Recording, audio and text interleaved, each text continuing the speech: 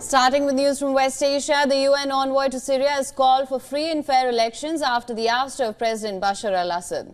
Addressing reporters in Damascus, UN Special Envoy Geir Pedersen hoped to see the beginning of a new Syria, one that he said will adopt a new constitution and that will have free and fair election when the time comes.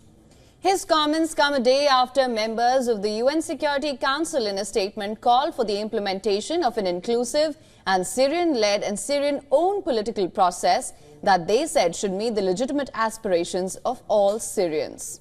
Meanwhile, Turkey rejected U.S. President-elect Donald Trump's claim that the rebel ouster of al-Assad was an unfriendly takeover by Ankara.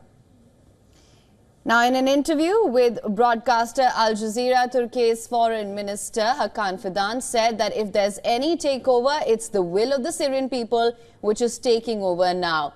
He also refuted Trump's claim that Turkey would be the power that would rule Syria in the end, saying it would be the last thing they would want to see.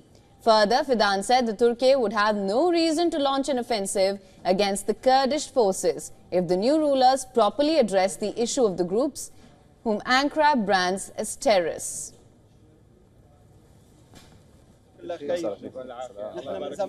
لابد أن نعيد هذه البلد عزيزة وشامخة.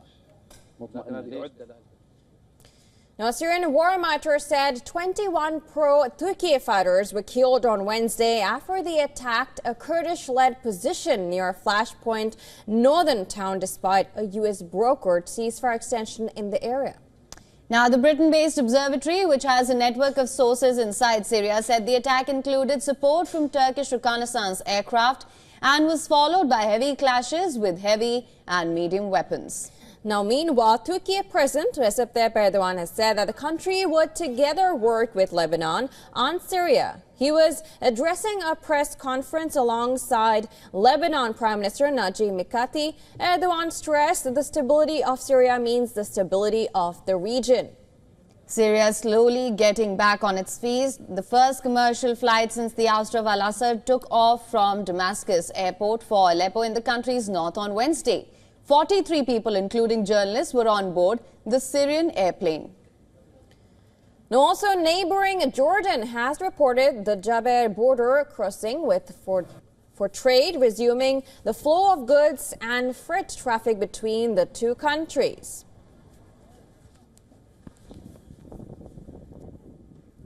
For more on this, our correspondent Susan Tehrani has sent us this report from New York. Listen to this.